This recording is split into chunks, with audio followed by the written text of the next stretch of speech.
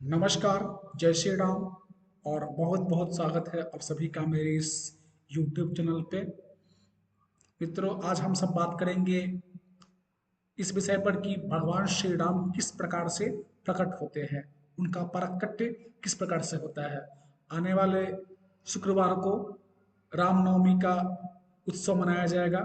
प्रभु श्री राम इस दिन ही प्रकट हुए थे त्रेता युग में।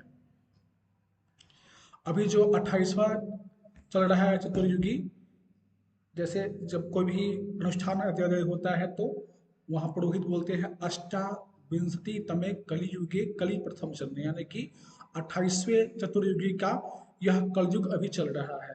तो इस 28वीं चतुर्युगी के जो त्रेता था उसमें भगवान श्री राम का अवतार नहीं हुआ था, यद्यपि 24वें चतुर्युगी में हुआ था। यही शास्त्रों में वर्णन है। महाभारत में भी राम कथा का 3 बार वर्णन है। तुलसीदास जी ने संक्षेप में इसका वर्णन किया है, परंतु वाल्मीकि रामायण में बहुत ही विस्तार से प्रभु श्री राम के प्राकट्य का वर्णन किया गया है। पहले तो आप सभी ये जान लीजिए कि भगवान साधारण मनुष्य की तरह प्रकट नहीं होते। भगवान अपने निज इच्छा से प्रकट होते हैं। उनका शरीर भी हमारे तरह जैसे 5 महाभूत पृथ्वी, पानी, जल, अग्नि, वायु और आकाश और प्रकृति के 3 गुण सत्व, रज और तम से निर्मित नहीं होता है। वह उनके अपनी इच्छा से, और वह शरीर जो उनका जो विग्रह जो होता है वह शुद्ध सत्वमय और सत्य, चित्त और आनंद, इन्हीं 3 तत्वों से मिलकर बना होता है। यानी कि वह शरीर दिव्य होता है, वह भौतिक शरीर नहीं होता।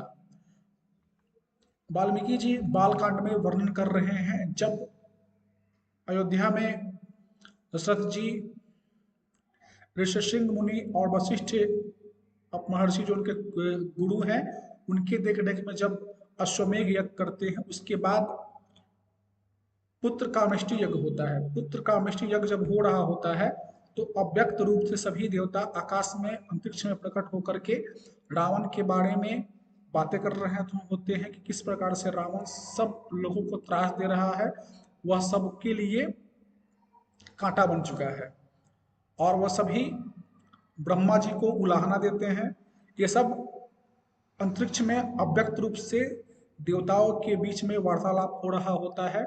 उसी बीच में भगवान विष्णु वहाँ प्रकट होते हैं और तब सभी देवता उनकी स्तुति करते हैं और उनसे यह प्रार्थना करते हैं कि आप रावण को रोकने का कोई उपाय बताइए, कोई उपाय करिए। तब वह पूछते हैं, वैसे भगवान तो सब कुछ जानते हैं, भगवान श्री हरि विष्णु सनातन परमात्मा, फिर भी वह देवताओं से पूछते हैं कि मुझे क्या करना होगा। तब देवता उनसे कहते हैं कि आप पृथ्वी पर अवतार लीजिए और रावण का वध कर दीजिए।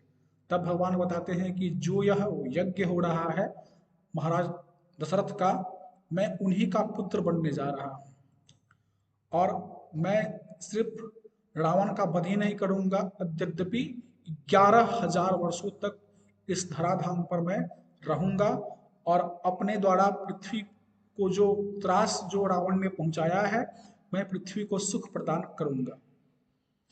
इतना कह करके भगवान वहां से अंतर्ध्यान हो जाते हैं और उस यज्ञ में यज्ञ पुरुष भगवान उसमें शामिल हो जाते हैं, उसमें प्रविष्ट हो जाते हैं। उसके बाद बिल्कुल उसी समय पर ऋषि यज्ञ की अंतिम आहुति देते हैं और अग्निदेव वहां पे जो है वह खीर लेकर, पायस लेकर के, वह दिव्य पायस लेकर के प्रकट होते हैं और कहते हैं कि यह जो पायस है, यह जो खीर है, यह देव निर्मित है। आप, यह जो है पुत्र फलदायक है। आप अपने सभी रानियों को इस पायस को उचित भाग करके बांट दीजिए, जिससे कि उन्हें पुत्र की प्राप्ति होगी। उसके बाद राजा सबको दे देते हैं।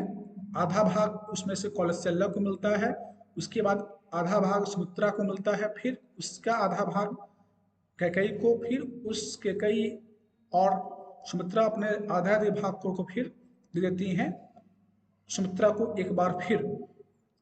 इस प्रकार से उस पायस के आधे हिस्से से भगवान श्री राम प्रकट होते हैं, चतुर्थांश से प्रकट होते हैं भरत जी, और उसके फिर चतुर्थांश जो भाग जो होते हैं उससे प्रकट होते हैं शत्रुघ्न और लक्ष्मण। इस प्रकार से स्वयं परमात्मा भगवान विष्णु ही अपने आप को 4 रूपों में प्रकट करते हैं। और सभी रानियां, जो तीनों जो रानियां जो हैं, कौशल्या माता, कैकेयी माता और सुमित्रा माता गर्भवती हो जाती है। यद्यपि वह गर्भ मायामय होता है, और इस प्रकार से यह जो यज्ञ है यह चैत्र मास की पूर्णिमा को पूर्ण होता है, और उसी दिन सभी रानियां उस खीर का सेवन करती हैं। उसके बाद 11 महीने और 23 दिन बीत जाते हैं। 24वां दिन चैत्र मास की शुक्ल पक्ष की 9वीं तिथि होती है। सभी लोग प्रतीक्षारत रहते हैं कि कब भगवान प्रकट होंगे। 9 महीने बीत गए, 10वां महीना बीत गया, 11वां महीना बीत गया, अब 12वें महीने में भी 23 दिन बीत चुके हैं, 24वां दिन आ चुका है। भगवान धैर्य की परीक्षा लेते हैं। वही बात होता है, सभी देवता भी आकाश में आते हैं और भगवान का स्तुति करते हैं, सभी ब्रह्मादि देवता आकर के, और वे भी अपने अपने लोक में चले जाते हैं। इसके पश्चात जैसे ही मध्याह्न का समय आता है, दोपहर का समय आता है, उस समय माता कौशल्या अपने कक्ष में, अपने कमरे में बैठी होती हैं और यह सोच रही होती है कि पता नहीं कब उनको पुत्र की प्राप्ति होगी। तभी जैसे ही दोपहर के 12:0 और 0 होते हैं, वैसे ही एक दिव्य प्रकाश उस कमरे में फैलता है, जिसके असह्य तेज से माता कौशल्या की आंखें बंद हो जाती हैं। उसके बाद वह दिव्य श्वेत प्रकाश तुरंत नील लोहित प्रकाश के रूप में बदल जाता है। उसके बाद उस नील लोहित प्रकाश के संघनित होकर के ओमकार के रूप में बदल जाता है। और जैसे ही माँ कौशल्या अपनी आंखों को खोलती हैं, उसी ओंकार की ध्वनि के साथ और उसी ओंकार के बीच से भगवान शंख, चक्र, गदा और पद्म अपने दिव्य और दुर्लभ चतुर्भुज रूप में यहाँ पे प्रकट हो जाते हैं। तो इस प्रकार से भगवान वहाँ पे प्रकट होते हैं। भगवान का जो यह दिव्य रूप है, बहुत ही यत्न से, बहुत ही यजन से जब कोई साधक या कोई भक्त उनका यजन करता है, तब यह प्राप्त होता है। पिछले जन्म में, पूर्व जन्म में अदिति और कश्यप के रूप में, और उसके पहले भी स्वयंभू मनु और शत्रुपा के रूप में माता कौशल्या ने और दशरथ जी ने बहुत तप किया था। इस कारण से भगवान उनके यहाँ पे प्रकट हो रहे हैं। तब भगवान जैसे ही प्रकट होते हैं तो माँ कौशल्या उनको प्रणाम करती हैं और भगवान बताते हैं वह कहानी जिस कारण से अब वह माता कौशल्या के पुत्र होने जा रहे हैं। माँ कौशल्या उनका स्तुति भी नहीं कर पाती हैं। फिर भगवान सब बताते हैं कहानी की क्यों मैं आपके पुत्र बनने जा रहा हूँ। तब माता कौशल्या कहती हैं कि हे प्रभु, अगर आप पुत्र बनना चाहते हैं तो जो पुत्र का जो सुख जो है वह मुझे दीजिए। वह भी भगवान की प्रेरणा से उनके मन में इच्छा होती है कि भगवान को मैं आज्ञा दूं कि वह एक छोटे से बालक बन जाए और बालकों जैसा व्यवहार करे। तब भगवान जो सनातन परमात्मा विष्णु जो हैं, वह अपने आप को एक छोटे से बालक के रूप में बदल देते हैं और उनका जो चतुर्भुज जो स्वरूप जो था वह वहीं अंतर्ध्यान हो जाता है और वह एक छोटे से बालक के रूप में बदल करके अपने ओंकार की ध्वनि में ही, मधुर ध्वनि में ही रोना शुरू कर देते हैं। और इसको बहुत ही सुंदर स्वरूप से गोस्वामी तुलसीदास जी लिखते हैं कि भय प्रगट कृपाला दीन दयाला कौशल्या हितकारी हर्षित महतारी मुनि मनहारी अद्भुत रूप विचारी। तो इस प्रकार से भगवान का प्राकट्य रामनवमी के दिन होता है। भगवान श्री राम अपने निज इच्छा से और भक्तों का कल्याण करने के लिए, इस पृथ्वी का कल्याण करने के लिए और सबको सुलभ हो जाने के लिए अवतरित होते हैं। वह किसी भगवान का जो अवतार होता है वह क्यों होता है, इसके लिए होता है, उसको कह पाना मुश्किल है। राम अवतार हेतु जब हुई इदम मध्यम कही जात न सोई।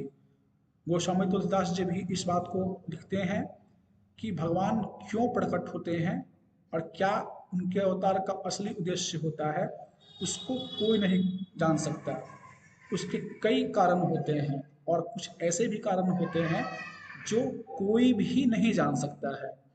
वस्तुतः जो अवतार का हेतु जो स्वयं महादेव जी बताते हैं उनका वह यही है कि भगवान सबको सुलभ हो जाने के लिए ही प्रकट होते हैं और वास्तव में यही अवतार का एक प्रमुख उद्देश्य होता है। यद्यपि अवतार के कई उद्देश्य होते हैं उनके, परंतु यह उनका सबसे प्रमुख उद्देश्य होता है कि परमात्मा सनातन विष्णु अवतार लेकर के सबको सुलभ हो जाते हैं और परमात्मा सनातन विष्णु ही श्री राम के रूप में प्रकट होते हैं। इस कारण से अर्थितो मानुषे लोके जन्मे विष्णु सनातन, यानी कि जो श्री राम जो है वह सनातन विष्णु के अवतार हैं और अवतार क्यों होता है तो सबको सुलभ हो जाए।